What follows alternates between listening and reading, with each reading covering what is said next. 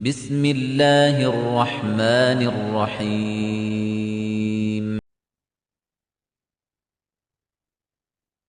أعوذ بالله من الشيطان الرجيم بسم الله الرحمن الرحيم إنما تنذر من اتبع الذكر وخشي الرحمن بالغيب فبشره بمغفرة وأجر كريم நீர் அச்சமூட்டி எச்சரிக்கை செய்வதெல்லாம் குர்ஆனாகிய நல் உபதேசத்தை பின்பற்றி மறைவில் அர் ரஹ்மானை அஞ்சுகின்றாரே அவருக்குத்தான். ஆகவே அத்தகையவருக்கு மன்னிப்பை கொண்டும் கண்ணியமாக கூலியை கொண்டும் நீர் நன்மாராயம் கூறுகிறாங்க. சோ 11வது வசனம் இது. இந்த வசனத்துல அல்லாஹ் ஒரு முக்கியமான செய்தியை சொல்றான். அதாவது போன வசனத்துக்கும் நம்ம பார்க்கும்போது, அதாவது சத்தியத்தை ஏற்க மறுக்கிறவங்கள்ட்ட நம்ம எச்சரிக்கை செஞ்சாலும் செய்யாவிட்டாலும் அவங்க ஏற்றுக்கொள்ள மாட்டாங்க அப்படின்ற செய்தியை சொல்லிட்டு, இந்த வசனத்துல 11வது வசனம் ஆயத்துல அப்படி அந்த எச்சரிக்கை அப்ப யாருக்குதான் பிரயோஜனப்படும், யாருக்குதான் அதன் மூலமாக பலன் அப்படின்னு சொல்லி அல்லாஹ் இதுல விடை அளிக்கிறான். வழிகேட்டுல இருக்கிறவங்களுக்கு எவ்வளவுதான் எச்சரிக்கை பண்ணாலும் அந்த எச்சரிக்கைனால எந்த பிரயோஜனமும் இல்லை. இது இல்லாம அல்லாஹ்வை பற்றிய அந்த பயம், அச்சம், அதே மாதிரி நன்மை ஒரு விஷயம் சொல்லப்படுதுன்னா அதை நான் ஏற்று செய்ய போறேன் அப்படின்ற ஒரு பக்குவத்துல மனோநிலையில இருக்கிற பரிசுத்தமான உள்ளங்களுக்கு மட்டுமே அறிவுரை பயனளிக்கும் அப்படின்ற செய்தியை அல்லாஹ் இந்த 11வது வசனத்துல சொல்றாங்க. இந்த இடத்துல இன்னமா துஞ்சிரு, நீங்கள் எச்சரிக்கை செய்ய வேண்டும் இவங்களுக்கு தான் அப்படின்னு சொல்லி அல்லாஹ் சொல்றது யார? மன் இத்தபஅ திக்ர வ ஹஷியர் ரஹ்மான பில் கைப். ரெண்டு கண்டிஷன். ஒன்னு அறிவுரைகளை பின்பற்றக்கூடியவர், இன்னொன்று தனிமையில் அல்லாஹ்வை அஞ்சி நடப்பவர். இந்த ரெண்டு நிலையில இருக்கிறவங்களுக்கு தான் அல்லாஹ் உபதேசங்கள் பயன் தரும் அப்படின்றத சொல்லி காமிக்கணும். திக்ர் அப்படின்றது என்ன? குர்ஆனை தான் குறிக்குது. அதே மாதிரி ஹஷியா அப்படின்னு சொன்னா அல்லாஹ்வை நம்ம அறிஞ்சு, அல்லாஹ் எப்படிப்பட்டவன், அவனுடைய மகத்துவம் என்ன, அவனுடைய தண்டனை எப்படிப்பட்டது அப்படின்றத தெரிஞ்சு அவனுக்கு அஞ்சி நடக்கிறது தான் ஹஷியா அப்படின்னு சொல்லி சொல்லுவாங்க. அத சொல்லிட்டு அல்லாஹ் ஃபபஷ்ஷிருஹு பிமக்ஃபிரத்தின் வஅஜ்ரின் கரீம், அவங்களுக்கு ரெண்டு விதமான நற்செய்தி சொல்லுவீராங்க அப்படின்றத சொல்றாங்க. ஒண்ணு மக்ஃபிரா, பாவ மன்னிப்பு அவங்களுக்கு உண்டு. அதே மாதிரி கண்ணியமான கூலி அவங்களுக்கு கிடைக்க போகுது அப்படின்றத சொல்லி காமிக்கிறோம். இதுல நம்ம எப்படி புரிஞ்சுக்கலாம் அப்படின்னு சொன்னா, பாறை மேல மழை நீர் வந்துச்சுன்னா அது அப்படியே தண்ணீர் பட்டு தெரித்து அப்படியே கீழே போயிடும். அந்த தண்ணி எதுவுமே நிக்காது. அதே மழை நீர் ஒரு ஒரு நிலத்துல விழுகுது அப்படின்னு சொன்னா அந்த நிலம் செழிப்பா வளர்றதுக்கு ஒரு காரணமாக அமையும். அதே மாதிரி இந்த குர்ஆன் அப்படின்றது அதனுடைய வழிகாட்டுதல்கள், அதையெல்லாம் செயல்படக்கூடிய, அதை பத்தி நான் பின்பற்றுவேன், அதை நான் ஃபாலோ பண்ணுவேன், குர்ஆனை என்னுடைய லைஃப்ல நான் எல்லா இடத்துலயுமே இம்ப்ளிமெண்ட் பண்ணுவேன், குர்ஆன் சொல்ற மாதிரி தான் நான் வாழுவேன் அப்படின்னு சொல்லக்கூடிய சில நல்ல உள்ளங்களுக்கு மட்டும்தான் நபி அவர்கள் சொல்லக்கூடிய அந்த கட்டளை, அவங்க சொல்லக்கூடிய விஷயங்கள் எதுவா இருந்தாலும் மனசுல பதியுன்றத அல்லாஹ் சொல்றான்.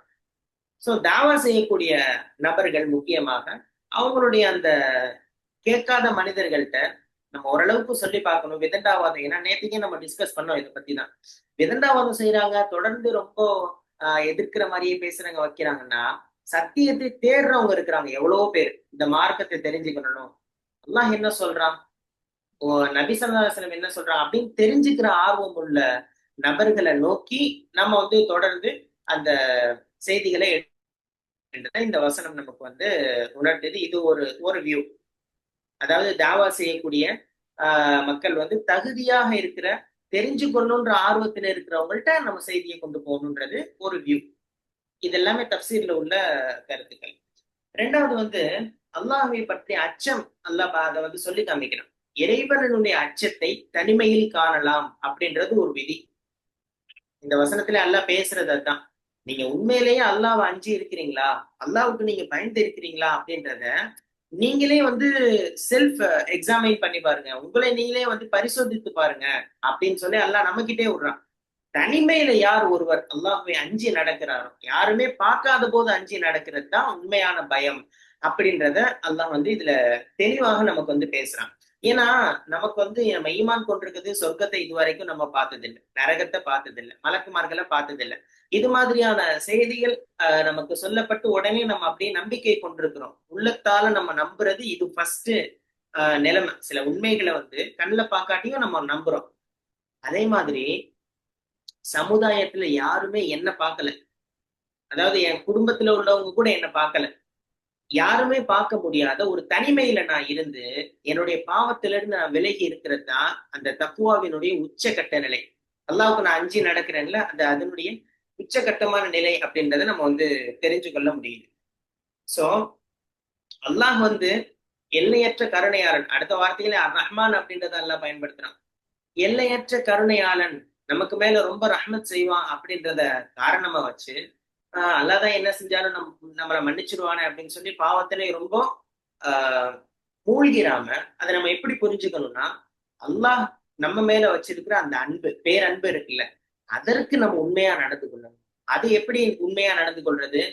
எந்த இடத்துலையும் நான் தவறு செய்ய, தனிமையிலும் நான் தவறு செய்ய மாட்டேன், என்னுடைய இறைவன் என்னை கண்காணித்துக் கொண்டிருக்கிறான் அப்படின்றதுதான் அல்லாவுக்கு நம்ம உண்மையாக செய்யற ஒரு தக்குவா. அந்த இரையச்சம் அப்படின்றது உள்ளத்துல இருந்து அப்போதான் வெளிப்படும் அப்படின்றத இந்த வசனத்துல ஒரு வியூல சொல்லி காமிக்கிறாங்க. மூணாவது வந்து உள்ளம் வந்து சுத்தமா இருக்குன்னா அதற்கான பரிசை வந்து ஒரு அல்டிமேட் ரிவார்டை வந்து அல்லாஹ் சொல்றான். தனிமையில ஒருத்தவங்க அல்லாஹ்வை பயந்து அச்சத்தோடு வாழ்றாங்க, குர்ஆனை பின்பற்றி வாழ்றாங்க, நபி அவர்கள் என்னென்ன போதனைகள் சொல்லியிருக்கிறாங்களோ அது எல்லாத்தையுமே அடிப்பிரலாது ஃபாலோ பண்றாங்க அப்படின்னு சொன்னா அவங்களுக்கு அல்லாஹ் 2 விதமான பரிசுகளை, பெரிய பரிசுகளை சொல்றான். ஒண்ணு மகஃபிரா, பாவ மன்னிப்பு. அதாவது மனிதனுடைய இயல்பினாலேயே சில தவறுகள் வந்து செய்யலாம், ஆனா அந்த குற்றங்களை அல்லாஹ் வந்து மன்னிச்சிடறான். அதுக்கு சில நம்ம உது செய்யற விதமாக, துவா செய்யற விதமாக அல்லாஹ் வந்து மன்னிச்சிடறான். சோ அந்த மாதிரி பாவ மன்னிப்பு உண்டு. பெரிய தவறுக்கு வந்து நம்மளா மன்னிப்பு கேட்கிற வரைக்கும் அல்லாஹ் அதனை மன்னிக்கவே மாட்டான் அப்படின்றது நம்ம புரிஞ்ச விஷயம். இது ஒன்று. இரண்டாவது, பெரிய தவறு இல்ல, பெரிய தவறு மன்னிப்பு கேட்டா மன்னிக்க மாட்டானா? பெரிய தவறுக்கு ஒரு மனிதன் உணர்ந்து தௌபா செய்யணும், அப்போதான் அவனுக்கு அந்த மன்னிப்பு கிடைக்கும். சின்ன சின்ன தவறுகளுக்கு அவன் உதவு செய்யறான், அது மாதிரி சில வேலைகள் செய்யறான் அப்படின்னும் போது சிறு பாவங்கள்லாம் அழிஞ்சிருது இல்லையா? இப்போ நம்ம வரக்கூடிய ஆஷுரா நோம்பே நமக்கு வந்து வைக்க போறோம் இன்ஷா அல்லாஹ். அந்த நோம்புலயே பாருங்க, சின்ன நோம்புகள், சின்ன பாவங்கள்லாம் வந்து அழிக்கப்படுது. நல்லா சில சுப செய்திகளை சொல்றேன். இடையில வந்து இந்த அரஃபோடைய நோன்பு வச்சோம்ல, அந்த மாதிரி சின்ன சின்ன தவறுக்கு அண்ணன் வந்து ஒரு சான்ஸ் கொடுத்துட்றான், பாவம் மன்னிப்பு. ஆனா பெரிய தவறுக்கு அந்த மனிதனா உணர்ந்து அவன் மன்னிப்பு கேட்கணும்ன்றது நமக்கு ஏற்கனவே புரிஞ்ச ஒரு விஷயம். அப்போ 2வது கூலி அல்லாஹ் சொல்றது என்ன? அஜ்ருன் கரீம், கண்ணியமான கூலி.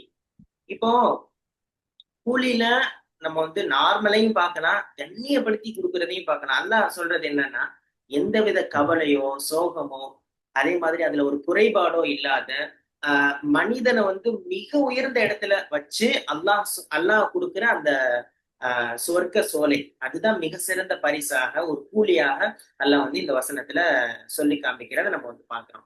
சோ இப்படிப்பட்ட ஒரு உன்னதமான ஒரு விஷயத்த சொல்றாங்க. அதாவது என்ன, யார் வந்து அல்லாவுக்கு பயந்து நடங்குறாங்களோ, அவனோட அச்சத்துல இருக்கிறாங்களோ, தனிமையில் அவனுக்கு பயப்படுறாங்களோ, அவங்களுக்கு தான் இந்த கூலி. அவங்கள போய் நீங்க வந்து தாராளமா அவங்களுக்கு நல்ல செய்திகளை எடுத்து சொல்லலாம் அப்படின்ற செய்தியை அல்லாஹ் இந்த வசனத்துல சொல்லி காமிக்கிறான். சோ இன்றைக்கு உள்ள காலகட்டத்துல நம்மள்ட்ட வந்து மனிதனை வந்து எப்படின்னா எடுத்துக்கொள்ளாம இன்டர்நெட், அதே மாதிரி அவன் யூஸ் பண்ற ஸ்மார்ட் போன்ஸ், இது எல்லாமே வந்து ஒரு ஃபுல்லா கம்ப்ளீட்டான ஒரு தனிமையை கொடுத்துருது.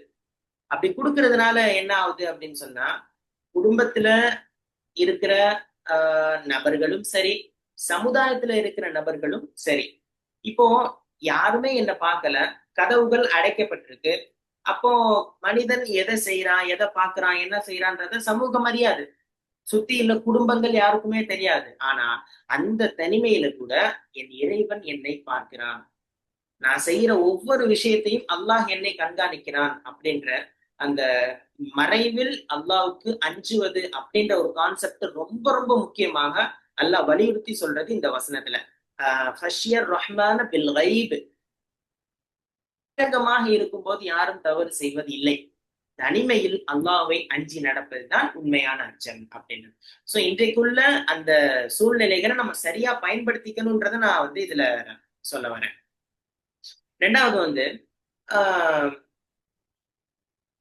நிறைய நபர்களை நம்ம வந்து பார்க்க முடியும். அல்லாஹு ஆலம் அவங்க எப்படி இருக்கிறாங்க அப்படின்றது அவங்களுடைய உள்ளத்தை பொறுத்தது. ஆனா பெரும்பாலும் நிறைய பேர் எல்லாருக்கும் முன்னாடியும் தன்னை வந்து ஒரு ஆஹ் சொல்லலாம் யோகனாக, ஒரு சிறந்தவனாக வந்து காட்டிக் கொள்றாங்க. காட்டிக் கொள்றாங்க அப்படிங்கும் போது ஒரு முகஸ்துதிய வெளிப்படுத்துறாங்க. ஆனா தனிமையில அவங்களுடைய நிலைமையெல்லாம் யோசித்து பார்க்கும் பொழுது அது என்ன ஆகுது? அநியாயமாக, மோசடிகளாக வெளி படக்கூடிய ஒரு காட்சியை நம்ம வந்து பல்வேறு இடத்துல வந்து தெரிஞ்சு கொள்ள முடிகிறது. சோ உண்மையான விசுவாசி, உண்மையாக அல்லாஹ்வை அஞ்சு சொன்னா மக்கள் பார்க்கும் போது மட்டுமல்ல, யாரும் பார்க்காத போதும் அல்லாஹ்வை அஞ்சுவான் அப்படின்றத நமக்கு வந்து தெரிய வருது. அதே மாதிரி குர்ஆனை வந்து இந்த வசனத்துல அல்லாஹ் சொல்றது இத்தபார் ரஹ்மான மன் இத்தபாத் திக்ர, இத்தபாத் திக்ர அப்படின்னு சொல்றான். நல்ல உபதேசத்தை எவர் பின்பற்றுகிறாரோ அப்படின்ற வாசகம் வந்து குர்ஆனை வெறுமனே ஒரு சடங்குகளுக்காக, சில முக்கியமான காரணிகளுக்காக மட்டுமே ஓதுவதோட நம்ம நிறுத்தி கொள்ளக்கூடாது. அதோட அது நமக்கு போதும், நம்ம வந்து இந்த சூறாக்கள் ஓதுனா நமக்கு போதும், இது செஞ்சா மட்டும் போதும் அப்படின்னு சொல்லி நிறுத்தி கொள்ளாம அல்லாஹ் சொல்றது இத்தபா அப்படின்னா அதை ஃபாலோ பண்றது, அதை வந்து கடைபிடிக்கிறது, அதன்படி வாழ்றது, அதுதான் அல்லாஹ் இங்க சொல்றான். அப்ப குர்ஆனுடைய சட்ட திட்டங்கள், நபி அவர்களுடைய வாழ்க்கை வரலாறு, இது எல்லாத்தையுமே நம்முடைய அன்றாடம் வாழ்வில், அதே மாதிரி நம்ம சந்திக்கக்கூடிய நபர்களிடத்திலே நம்ம எடுத்து சொல்லணும், வியாபாரத்துல அதை கடைபிடிக்கணும், குடும்பத்துல கடைபிடிக்கணும். அதே மாதிரி எல்லா இடத்துலயுமே குர்ஆன் நடைமுறைப்படுத்தப்பட வேண்டும், அதை நீங்க ஃபாலோ பண்ணணும் அப்படின்றத அல்லாஹ் வந்து சொல்றான். சோ வழிகாட்டுதல் அப்படின்றது வந்து யார் குர்ஆனை தேடி அணுகுறாங்களோ, அதை பத்தி யோசிக்கிறாங்களோ, குர்ஆனை நான் எப்படியாவது தெரிஞ்சு கொள்வேன், அதை நான் ஃபாலோ பண்ணுவேன்னு நினைக்கிறாங்களோ, அப்படிப்பட்ட நபர்களுக்கு இந்த குர்ஆன் அல்லாஹ் வந்து ஒரு செய்தியாக சொல்றான். அப்போ வெறுமனே ஓதுறதோடு நிறுத்தக்கூடாது, அதனை நம்ம வாழ்க்கையில கொண்டு வரணும் அப்படின்றதுதான் இதுல சொல்லக்கூடிய மெயினான ஒரு நோக்கமாக நம்ம வந்து பார்க்கணும்.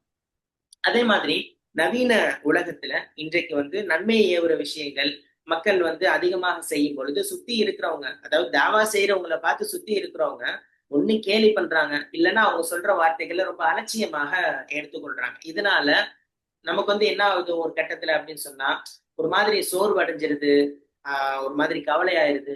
போன வசனத்துல அல்லாஹ் எப்படி ஒரு ஆறுதல் சொன்னானோ அதே மாதிரி இந்த வசனத்திலையும் ஆறுதல். என்ன, நமது கடமை எல்லாரையும் மாத்தணும் அப்படின்றது இல்ல, யாருக்கு தகுதி இருக்கிறதோ, நல்ல செய்திகளை யார் கேட்கணுன்ற இடத்துல இருக்கிறாங்களோ அவங்களுக்கு தாராளமாக நம்ம எடுத்து சொல்லணும் அப்படின்ற செய்திய பார்க்க முடியுது. சோ ஃபர்ஸ்டா நான் சொன்னேன், அதாவது வந்து நார்மலாக வந்து ஒரு சிசிடிவிக்கு முன்னாடி ஒரு பயம் இருக்கு மனிதனுக்கு. ஒரு ஒரு இடத்துல வேலை பார்க்கும் பொழுது ஒரு சிசிடிவி இருக்குன்னு சொன்னா அதுல வந்து அவங்க பாத்துருவாங்க, இவங்க பாத்துருவாங்கன்ற அந்த பயம் இருக்கு. ஆனா அதே கேமரா விட்டு வெளியே வந்துட்டுன்னு சொன்னா அந்த பயம் என்பது சுத்தமா இல்லாம போயிருது. அப்போ அது என்ன ஆகுது, அந்த ஹஷியர் ரஹ்மான பில் கைபுக்கு அப்படியே மாற்றமா ஒரு இடத்துல அதான் சொல்லுவாங்கல்ல, பள்ளிவாசல்ல மட்டும்தான் அல்லாஹ் இருக்கிறான், பள்ளிவாசல் நம்ம கரெக்டா இருக்கணும் அப்படின்னு தான் சொல்லுவாங்க. பள்ளிவாசலுக்குள்ள நுழையும் போது மட்டும் கரண்டை காலுக்கு மேல காலம் அடிச்சு விடுறது. சோ எல்லா இடத்துலயுமே அல்லாஹ் இருக்கிறான் அப்படின்ற செய்தியை நம்ம வந்து உணரணும். ஒரு அருமையான ஒரு ஆயத்து, மஷால்லா. ஸோ இந்த குரான் வந்து யாருக்கு பயன்பெறும்னா, இந்த இந்த திக்கர்னா என்ன, நினைவூட்டலை ஃபாலோ குரான் பண்றவங்க, ஃபாலோ பண்றவங்க. நமக்கு அல்லாஹ் ஏற்கனவே ஃபித்ராவோட தான் வந்திருக்கிறோம் உலகத்துல, இல்லைங்களா? நல்லது எது கெட்டது எதுன்னு ப்ரோக்ராம் பண்ணி தான் அமைச்சிருக்கிறோம். ஆதம் அலைஹிஸ்ஸலாம் படைக்கும் போது நம்மளையும் படைச்சிட்டான். என்ன, நான் எல்லாம் உன்னைத்தான் வந்து உனக்கு அடிமையா இருக்க போறோம், ஹராம் ஹலால்லாம் பேண போறோம்னு சொல்லிட்டு தான் வந்திருக்கிறோம். அது இல்ஹாமாவும் தெரியும் எல்லாருக்குமே, மக்களுக்கு தவறுன்னு தெரியும். என்ன, கொலை செய்யறது தவறு, என்ன, பெரும்பாவங்கள், என்ன, மற்ற தெய்வங்களை வணங்குறது பாவம் தெரியும். கடைசியில் யார்கிட்ட கேட்டாலும் கடவுள் ஒருத்தன் தான் சொல்லுவாங்க. என்ன, என்ன யார்கிட்ட கேட்டாலும் என்ன சும்மா அந்த அதையும் மீறி அந்த அதை பியூரிஃபை பண்றதுக்கு தான் அந்த குரான் வந்திருக்குது. இந்த அதை குரானை அதான் ஏன் குர்ஆன் குர்ஆன்னா ஓதப்படும் ஒரு ஓதப்படுறதுன்னு தான் அர்த்தம். ஏன் அதை நம்ம ஓதிக்கிட்டே இருக்கிறோம்னா நம்ம ரிமைண்ட் பண்ணிக்கிட்டே இருந்தா தான் அந்த மனசுல வந்து நிற்கும். அதை விட்டுட்டோன்னு வச்சுங்களேன், அதான் குரானை ஓதுங்க குரானை ஓதுங்க. என்ன குரானை ஓதுங்கிறது அல்ஹம்துலில்லாஹ் சும்மா அரபிக்க புரிஞ்சு ஓதுறது ஒண்ணு. 2வது நம்ம அர்த்தங்கள் புரிஞ்சு அதை சிந்திக்கிறது ஒண்ணு. என்ன அப்பதான் வந்து நமக்கு உண்மையான ஒரு அர்த்தம் தெரியும். சொல்லுவாங்க, ஒரு ஒரு கணவன் மனைவி வந்து கணவனுக்கு லெட்டர் போடுறாங்க. அந்த அந்த காலத்துல லெட்டர் போடுவாங்கன்னு வச்சுக்கோங்களேன். ஒரு ஒரு ம். ஒரு வாட்ஸ்அப் அனுப்புறாங்க. என்ன ஒரு மனைவி வந்து வெளிநாட்டுல இருக்கிற கணவனுக்கு வாட்ஸ்அப் அனுப்பும்போது, அவங்க ஒரு ஒரு ஜெர்மன் லாங்குவேஜ்ல அனுப்புறாங்க. என்ன, இவரு ஜெர்மன் லாங்குவேஜ்ல படிச்சுட்டு சும்மா இருப்பாரா? என்ன, இருக்க மாட்டாரு. அதோட அர்த்தம் என்னன்னு தெரிஞ்சுக்க முயற்சி பண்ணுவாரு. தெரிஞ்ச ஜெர்மன் தெரிஞ்சவங்கள்ட்ட போய் காமிப்பாரு. இல்ல அட்லீஸ்ட் Google Translateல போய் இந்த ஜெர்மனோட அ மீனிங் கேட்டு புரிஞ்சுக்க புரிஞ்சுக்குவார்ல, மனைவி என்ன எழுதியிருக்கிறாங்க அப்படின்னு. என்ன, ஸோ குரானும் அந்த மாரி தானே நமக்கு. அல்லாஹ் வந்து நம்ம என்ன சொல்லியிருக்கிறான், அதனால அதில உள்ள என்ன வந்து நம்ம அ ப புரிஞ்சு அத சிந்திச்சு விளங்கி நம்ம பயன்படுத்த ஆரம்பிக்கணும். அதான் அந்த திக்ர. அப்பதான் அத ஃபாலோ பண்ண முடியும். மாஷா அல்லாஹ் இப்ப நெறைய தர்ஜுமாக்கள் வந்துருச்சு. ஆ நெறைய தப்சீர் எல்லாம் நெறைய தமிழ்ல ஆப்புக்கு பஞ்சமே இல்லன்னு வச்சுக்கங்களேன். இப்போ மாஷா அல்லாஹ் எல்லாம் வந்துருச்சு. இருந்தாலும் இன்னும் நல்ல குரான இப்போ ஓதும்போது நமக்கு புரியிற மாரி இருந்தா இன்னும் சிறப்பா இருக்கும். இப்போ நம்ம நிக்கிறோம், இமாம் தொழு வைக்கும்போது த த தராவியாலாம் நிக்கிறோம், ஓதிக்கிட்டு இருக்கிறாங்க. என்ன, ஸோ ஓதி முடிச்ச உடனே என்ன ஓதுனாங்கன்னு தெரியாது. ஃபோக்கஸ் வந்து அங்க இருக்கிறதில்ல நெறைய நமக்கு. என்ன, ஸோ புரிஞ்சதுன்னு வச்சுக்கங்க எப்படி இருக்கும்? என்ன, அ இமாம் வந்து ஓதுறத வந்து நம்ம புரிஞ்சு இருந்தா அதோட தொழுகையோட சிறப்பு எப்படி இருக்கும்? அல்லாஹ் எல்லாத்துக்குமே கூலி குடுக்குறான். இல்லன்னு சொல்ல வரல. நீங்க குரான வந்து புரியாம வந்து நின்னு தொழுதா கூட அதுக்கு அல்லாஹ் நன்மை குடுத்துடுறான். நமக்கு நாமே ஒரு குஷு வரணும்னா, அத புரிஞ்சு ப நடக்கும்போது தான் அதுக்குள்ள இன்னும் தர்ஜா அதிகமாகும் இன்ஷா அல்லாஹ். என்ன? ஸோ, ம். அதுக்கு எல்லாம் நம்ம முயற்சி பண்ணணும். குரான புரிஞ்சு, ஓதி, நம்ம அத செயல்படுத்துற கூட்டத்துல நம்ம வந்துடணும். இதுக்கு நல்ல உதாரணம் அதான் மறைமுகமான மறைவுல அஞ்சுறவங்க அப்படின்னு சொல்றான். நீங்க சொன்ன மாரி சிசிடிவி கேமரா நல்ல ஒரு உதாரணம். என்ன, சிசிடிவி கேமரா இல்ல ரோட்ல ஸ்பீட் கேமரா பாருங்க. ஹைவேல போயிட்டுருப்போம். ஸ்பீட் கேமரா வருதுன்னு சொன்னா கார மெதுவா போவும் அந்த இடத்துல மட்டும். என்ன, இங்க சிங்கப்பூர், மலேசியா எல்லா நாட்டிலயும் அப்படிதான். அந்த கேமராவ அ கடந்தவன ஸ்பீடு ஏறிடும். என்ன, 10, 20 கிலோமீட்டர் கூட ஸ்பீட்ல தான் போயிட்டுருப்பான். என்ன, திடீர்னு யாராவது போலீஸ் வந்து நின்றா தான் உண்டு. ஸோ, அல்லாஹ் வந்து அப்படி கிடையாது. எந்த நேரம் எல்லா கேமரா வந்து 24 மணி நேரமும் பார்த்துட்டு இருக்கிறான் அல்லாஹ். என்ன, மலாயக்கத்துமார்கள் நம்மள எழுதிக்கிட்டே இருக்கிறாங்க. அந்த ஒரு கான்ஷியஸ்னஸ் இருந்துகிட்டே இருக்கணும். இதுக்கு ஒரு நல்ல உதாரணம் யூசுப் அலைஹிஸ்ஸலாம் இல்லைங்களா? தனக்கு ஒரு வாய்ப்பும் வருது. ஒரு அரசியே வந்து தகாத உறவுக்கு அழைக்கிறாங்க. என்ன, யாரும் அந்த நேரத்தில யாரும் எதுவும் செய்ய முடியாது. என்ன, அப்போ அல்லாஹ்வுடைய உள்ளட்சம் அவருக்கு வருது. என்ன, ஸோ அல்லாஹ்வுடைய உள்ளட்சம் வரும்போது, அல்லாஹ் தான் முக்கியம். நமக்கு வந்து அல்லாஹ்வுடைய இந்த ஹராம் புரிஞ்சு வெளிய ஓடிர்றாங்க. அவங்களோட சிறப்ப பாருங்க. அல்லாஹ் எவ்வளோ கண்ணியமா அவர உலகத்துல வச்சிருக்கிறான். என்ன கண்ணியமான கூலி எவ்வளோ குடுத்தான். உலகத்திலேயே அவர கண்ணியமாக்கி, மறு உலகத்திலயும் அவர் வந்து தலை சிறந்த அ சொர்க்கத்துல இருப்பாங்க இன்ஷா அல்லாஹ். யூசுப் அலைஹிஸ்ஸலாம். அவங்கலாம் ஒரு நபிமார்கள் தானே! ஆமா. ஸோ ம். ஸோ நபிமார்கள் தானே! ஸோ அந்த மாரி கண்ணியமான கூலி. நம்ம அத ஃபாலோ பண்ணலன்னா என்ன நடக்கும்? கேவலமான கூலி தான் நடக்கும். ம். உலகத்திலயும் வந்து ஒரு தவறு செஞ்சோம்னு வச்சுக்கங்களேன், என்னைக்கோ ஒரு நாள் தெரிய வந்துரும். பல நாள் திருடன் ஒரு நாள் அகப்படுவான்னு சொல்லுவாங்க இல்லையா? ஸோ அவன் வந்து என்ன பண்ணுவான், உலகத்திலயும் ஒரு கேவலம், என்ன நியூஸ் பேப்பர்ல எனக்கு தெரிஞ்சு எவ்வளோ நல்ல மனிதர்களும் இருக்கிறாங்க. நல்ல பெரிய தொழிலதிபர்கள் இருக்கிறாங்க. சில பேரு தவறுகள் செஞ்சு எத்தனையோ பேர் மாட்டிக்கிட்டு நியூஸ் பேப்பர்ல போய், ஜெயில்ல போய் அத அசிங்கமா அவங்கள பேசி, அந்த ஃபேமிலி எவ்வளோ கண்ணியமா இருந்த ஃபேமிலி. என்ன, இப்ப பார்த்தீங்கன்னா, அவங்கள வந்து அ பேரோ, நாடோ ஏதோ குறிப்பிட விரும்பல. தேவையா அவங்களுக்கு? என்ன? ஸோ அந்த மாரி அப்படியெல்லாம் நம்ம செல்வத்த சேர்த்து என்ன பண்ண போறோம்? அந்த குடும்பத்துக்கே காலங்காலமா கெட்ட பேர் வந்துரும். மறுமை நாள்ல அல்லாஹ்ட்டயும் போய் பதில் சொல்லணும். அதான் பெரிய ஒரு ஒரு இங்கே பட்டதோட பண்ணிட்டு திருந்திட்டா ஓகே. மக்கள் கேவலமா பேசுறது, அரசு தண்டனை குடுக்குறதோட நம்ம நிறுத்திக்கிட்டா சரி. அல்லாஹ் தண்டனை குடுத்துறக்கூடாது. கண்ணியமான கூலி நமக்கு வேணும். என்ன? ஸோ மன்னிப்போம். மன்னிப்பு குடுக்க குடுக்க நம்முடைய தர்ஜா ஏறிக்கிட்டு இருக்கும் இன்ஷா அல்லாஹ். ஸோ மன்னிப்பு வந்து ரொம்ப அவசியம். மன்னிப்பு நம்ம அல்லாஹ் வந்து நம்மள கேட்கணும். மன்னிப்ப நம்ம கேட்கணும். யா அல்லாஹ் நாங்க தவறு செய்யக்கூடியவன். ஏன்னா, எப்போ இந்த மன்னிப்பு கேட்கக்கூடிய குணம், எப்போ நமக்கு வந்து அந்த உள்ளட்சம்லாம் வந்துருதோ, அல்லாஹ் நமக்கு வந்து இந்த குர்ஆன் மூலமா நமக்கு 2 உலகத்திலயும் வெற்றிய குடுப்பான் இன்ஷா அல்லாஹ். ஸோ இதுதான் நான் அ அதாவது 2வது திக்ர். மனித்தப திக்ர ரிமைண்ட் பண்றது ஒண்ணு. இன்னொன்னு நாம மத்தவங்களும் திக்ர் செய்ய சொல்லணும். குர்ஆன உட்கார ஓதி நம்ம ஃபேமிலியோட உட்காந்து சின்ன சின்ன விஷயங்கள் இந்த மாரி குர்ஆன ஒரு பக்கம் ஒரு ஆயத்த ஓதி, இந்த மாரி இந்த ஆயத்துல என்ன சொல்றான்? எப்படி நம்ம என்ன நடந்துக்கணும்? அப்படின்னு நம்ம மத்தவங்களுக்கு சொல்லும்போது, நமக்கு ஆழமா பதியும். ஒரு ம். ஆசிரியர் பாடம் நடத்தும்போது, ஆசிரியர் மாணவன் கற்றுக்கொள்றத விட ஆசிரியர் கற்றுக்கொள்றான்னு நெறைய கற்றுக்கிறான்னு சொல்லுவாங்க. என்ன? ஸோ அதனால தான் அல்லாஹ் சொல்றான், குர்ஆனை கற்றுக்கொண்டு மற்றவர்களுக்கு அ என்னது? மற்றவர்களுக்கு கற்றுக் கொடுப்பவரே உங்களில் சிறந்தவர். ஏன் அல்லாஹ் அப்படி சொல்றான்? அப்படின்னா, இது ஒரு திக்ரு. என்ன?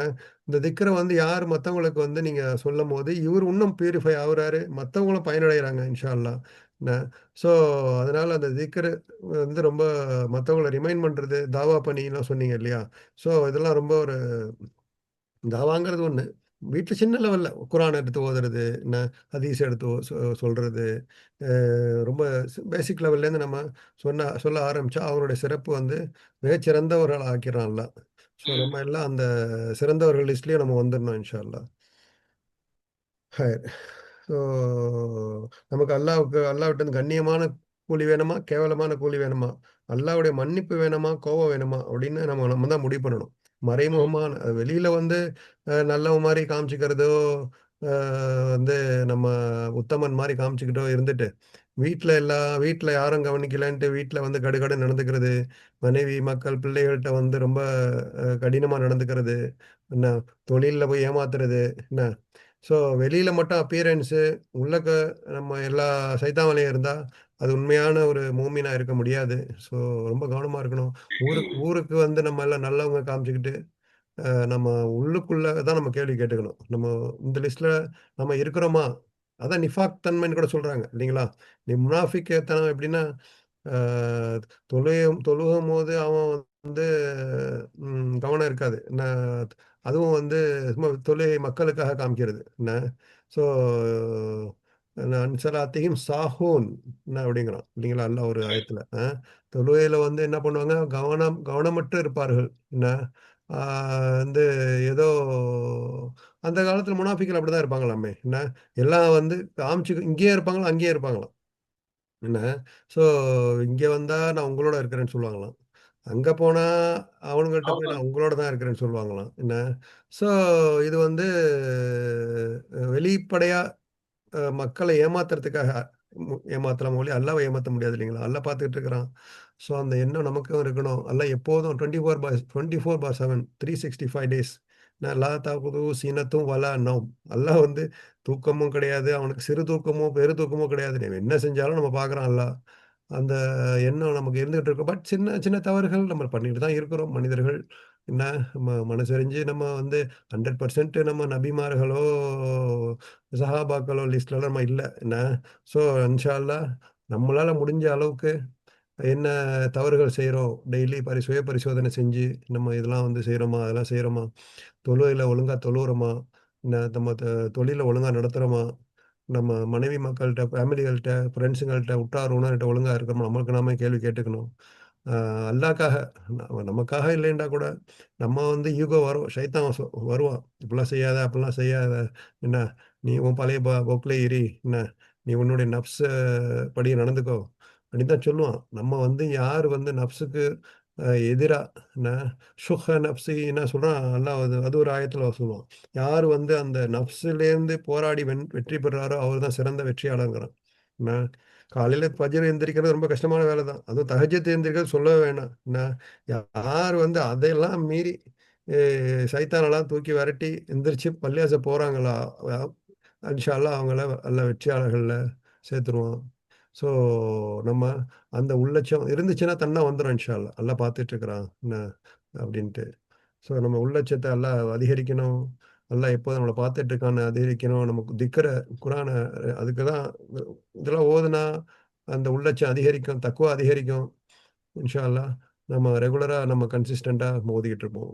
அந்த லிஸ்ட்டில் நம்மளும் சேர்க்கணும், நம்ம உம்மத்துக்குள்ள வரணுங்கிறத துவா செய்வோம். ஓகே, அடுத்தது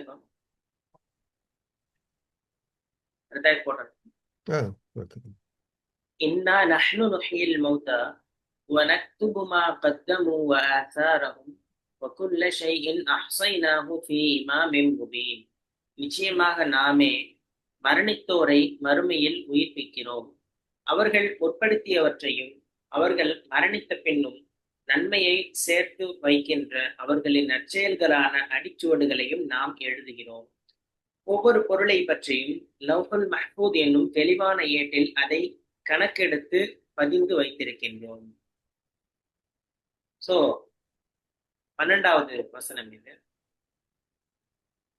இந்த வசனத்துல அல்லாஹ் நற்கூலிகள் அதே மாதிரி மன்னிப்பு எவ்வாறு கணக்கிட்டு வழங்கப்படுதுன்ற செய்திய இந்த வசனத்துல அல்லாஹ் பேச, மனிதர்கள் செய்யக்கூடிய நன்மைகள் அதே மாதிரி தீமைகள், அவங்க விட்டு செல்லக்கூடிய அந்த சுவடுகள் அப்படின்னா அடிச்சுவடுகள், இது எல்லாமே அல்லாஹ்விடத்துல பதிவு செய்யப்படுது. அஹ்சான் அப்படின்னு சொன்னாங்க, பதிவு செய்யப்பட்டு வருது. மறுமையில இவர்கள் எல்லோருமே உயிர் கொடுக்கப்பட்டு, அதாவது மனிதர்கள் எல்லோருமே உயிர் கொடுக்கப்பட்டு அந்த பதிவேட்டின் அடிப்படையில் தான் அவங்களுக்கு கூலி கொடுக்கப்படும் அப்படின்ற செய்திய அல்லாஹ் இந்த 12வது வசனத்துல பேசி காமிக்கணும். இன்னா நஹ்னு அப்படின்னு சொல்லி ஆரம்பிக்கிறான். நிச்சயமாக நாமே அப்படின்றது இந்த இடத்துல வேற யாருக்குமே அந்த பங்கு இல்லை. நன்மைகளை பதிவு பண்றது தீமைகளை பதிவு பண்றதுன்ற பங்கு யாருமே அந்த மாதிரி செய்ய முடியாது. ஒருத்தவங்களால நன்மை செய்ய முடியும், ஒருத்தவங்களால நமக்கு தீங்கு விளைவிக்க முடியும்ன்றது இல்ல அப்படின்றத அல்லாஹ் சொல்றான். இப்போ நாம தான் எல்லாமே பதிவு செய்யறோம். நம்ம தான் நன்மைகள் தீமைகள் எது எதுன்றத பதிவு செய்யறோம்னு சொன்னாங்க. நுஹீல் மௌத்தா, இறந்தவர்களை அதாவது மரணித்தவர்களை நாம் உயிர்ப்பிக்கிறோம், உயிர் கொடுக்கிறோம். நக்துபு மா கத்தமு. மா கத்தமு அப்படின்ற ஒரு வார்த்தை, அது என்ன மீனிங் அப்படின்னு சொன்னா, மனிதன் அவனுடைய வாழ்நாள்ல நேரடியாக செஞ்சிருப்பான்ல சில நன்மைகள் தீமைகள், இது எல்லாமே குறிக்கக்கூடியது மா கத்தமு, அவர்கள் முற்படுத்திய ஒன்று அப்படின்னா அவங்க செஞ்ச ஒன்று. ஆசாரகும், ஆசாரகும்னா அதாவது அவங்க மரணித்தருக்கு பின்னாடி அவங்க உலகத்துல விட்டு செல்லக்கூடிய நல்ல விஷயங்கள் அல்லது கெட்ட விஷயங்கள், எதை ஆரம்பிச்சு வச்சாலும் அதுவும் அப்படியே கண்டினியூ ஆகும் அப்படின்றத சொல்லிட்டு, குல்ல ஷைஇன், எல்லா விஷயங்களையும் அஹ்ஸைனாஹு, நாம் அதனை மிக துல்லியமாக கணக்கெடுத்து வைத்திருக்கிறோம். அஹ்ஸா அப்படின்ற ஒரு வார்த்தை நம்ம கஹஃபிலே பார்த்தோம். அதே மாதிரி அஹ்ஸைனாஹுனா நம்ம மிக தெளிவாக துல்லியமாக கணக்கிட்டு வச்சிருக்கோன்றதை சொல்லிட்டு ஃபி இமாமின் முபீன், தெளிவான ஒரு பதிவேட்டில். இமாமின் முபீன் அப்படின்னு சொன்னா லௌஹுல் மஹ்பூத் அப்படின்னு சொல்லக்கூடிய அந்த ஏட்டை தான் குறிக்குது. சோ இந்த வசனத்துல நம்ம எப்படி புரிஞ்சு கொள்ள முடியும் அப்படின்னு சொன்னா, மனிதர்கள் அவங்க உலகத்துல உயிரோடு வாழும்போது செய்த எல்லா நல்ல தீமை செயல்கள், எல்லா விஷயங்களும் அதே மாதிரி உயிரோடு இருக்கும்போது அது முடிஞ்சிடறது இல்லை.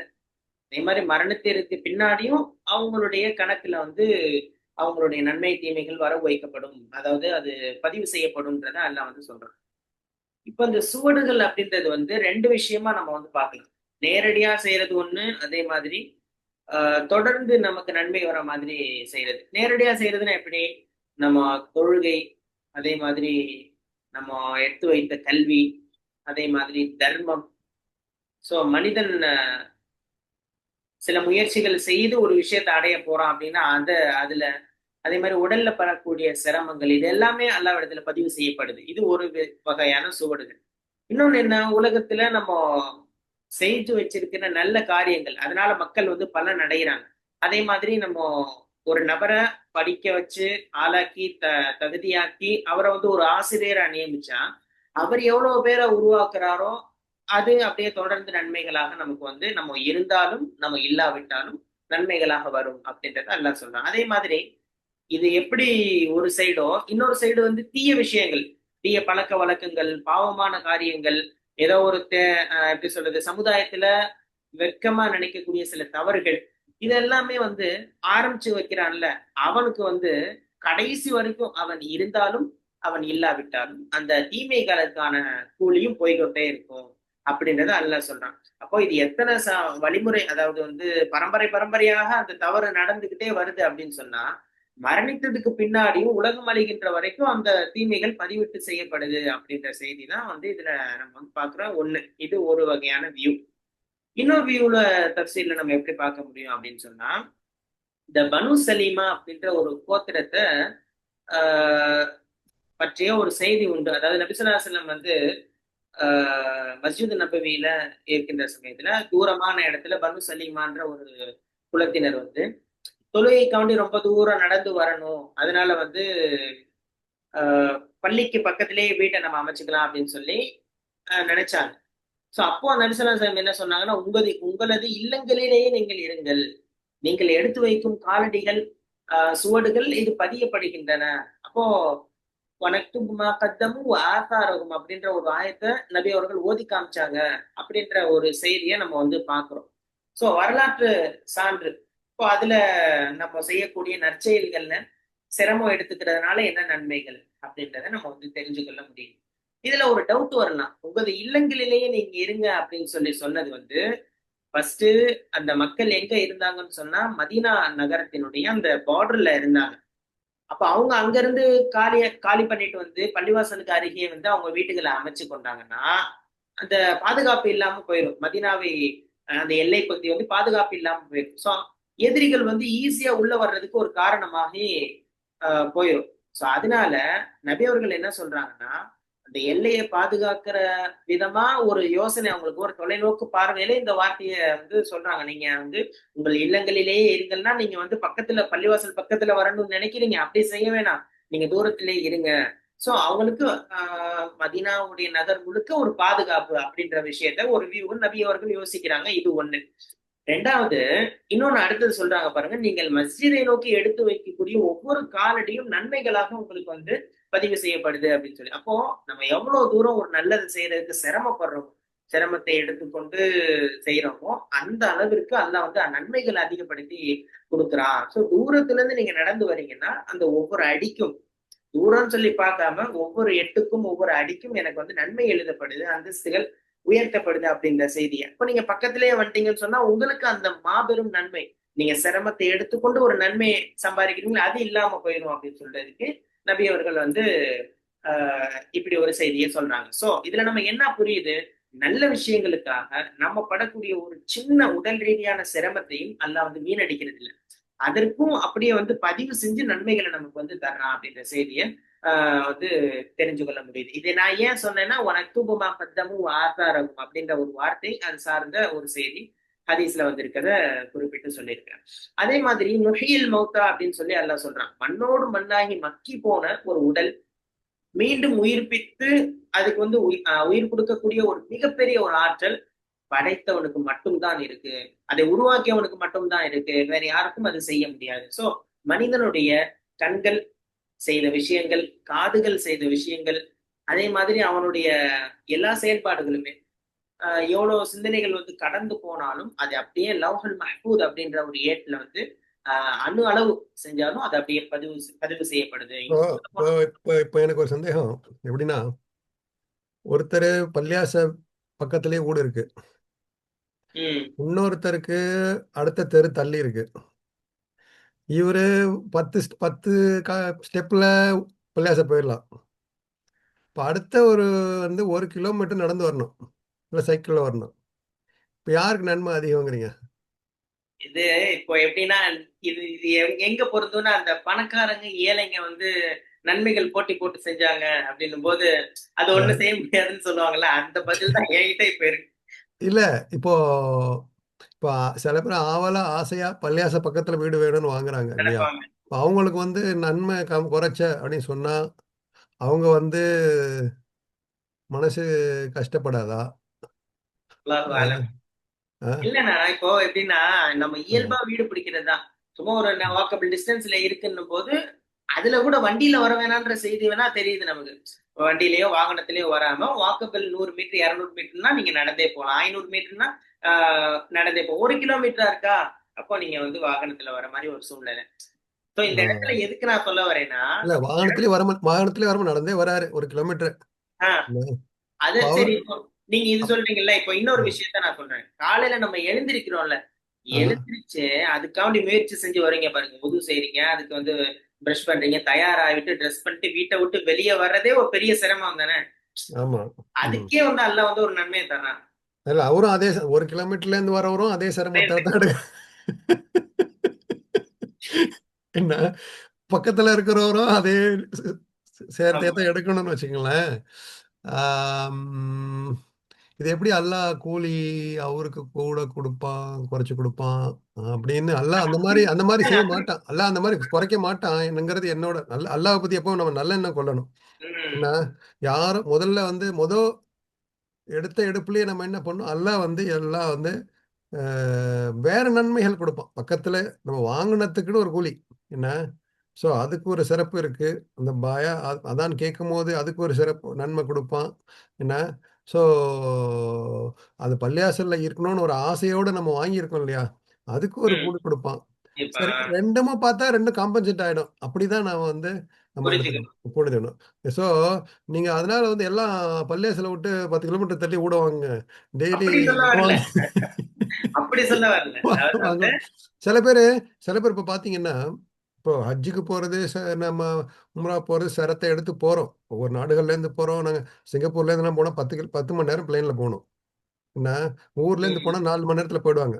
ஆனால் சில பேர் இப்போ என்ன பண்ணுறாங்க, இப்போ மலேசியா இந்த அங்கே சவுதியிலேயே வந்து இப்போ அந்த ஐசி கொடுக்குறாங்க, பிஆர் மாதிரி கொடுக்குறாங்க. சில பேர் மதியனாலே போய் செட்டில் ஆகுறாங்க இப்போ என்ன.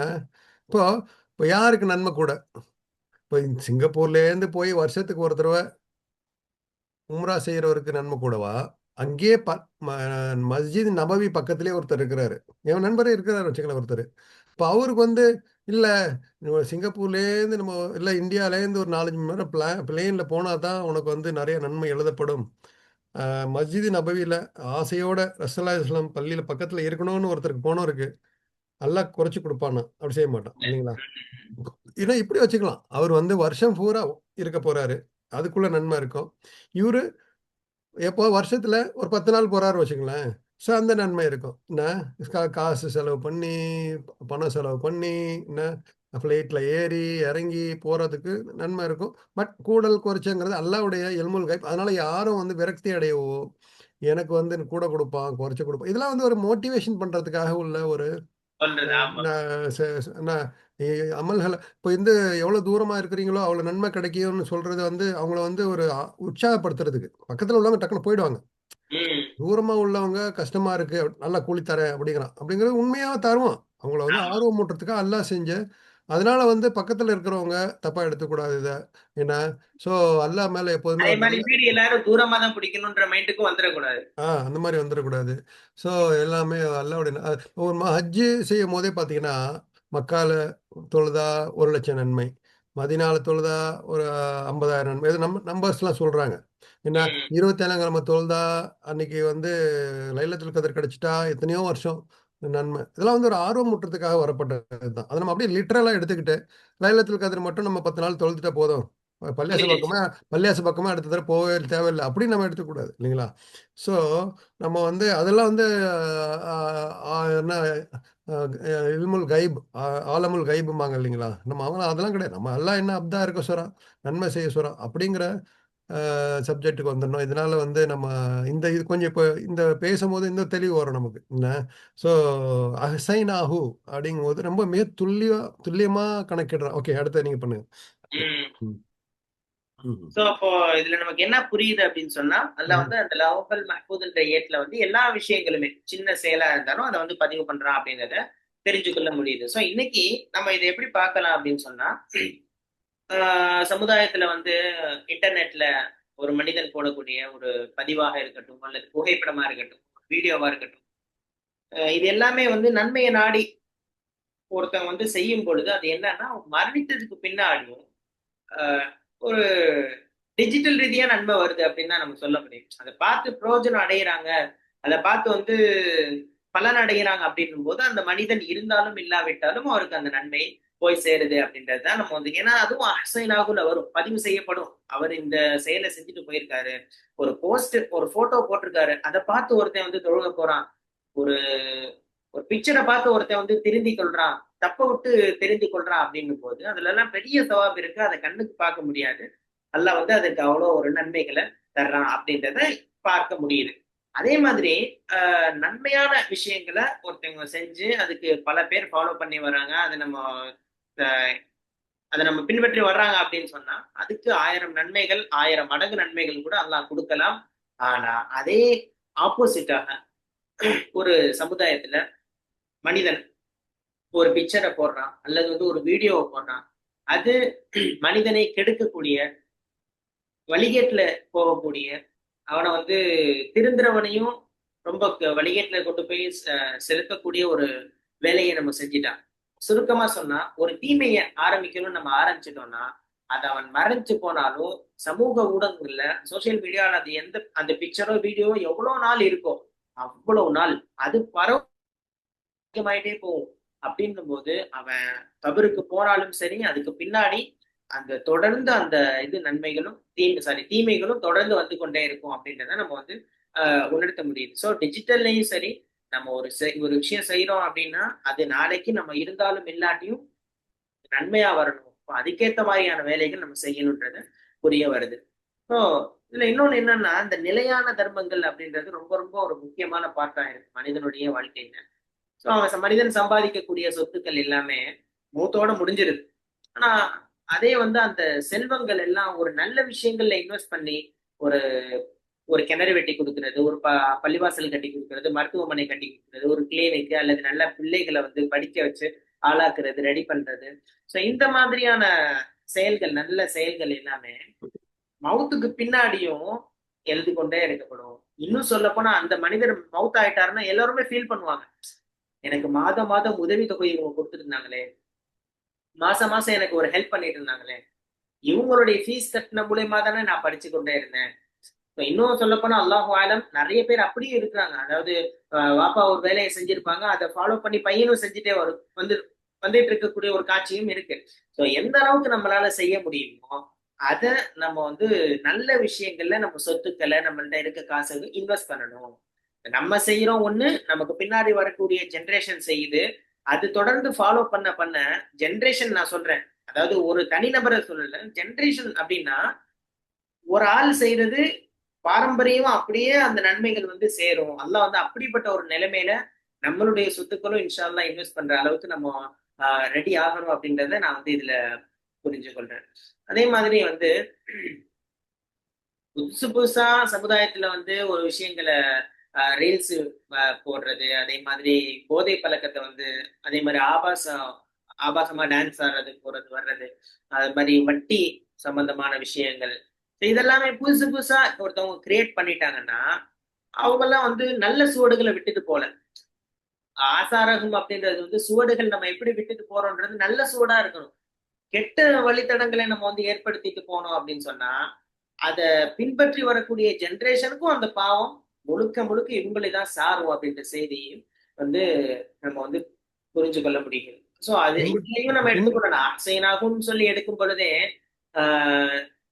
மனிதனுடைய மனசுல வந்து இது பதிஞ்சிருச்சுன்னா அசைனாகும், அல்லாஹ் வந்து நன்மை தீமையும் பதிவிடுறான், மிக துல்லியமா பதிவிடுறான்னு சொல்லி நினைக்கும் பொழுது அதான் நம்ம சொன்னோம்ல, சிசிடிவிக்கு முன்னாடி வந்து தப்பு செய்யறதுக்கு மனுஷன் பயப்படுறான்.